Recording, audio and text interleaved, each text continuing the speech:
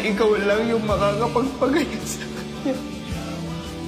Panginoon, pagalingin mo si Lizzie.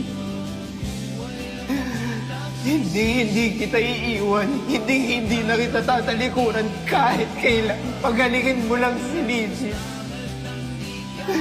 Nagmamakaawa ako. Pagalingin mo si Lizzie.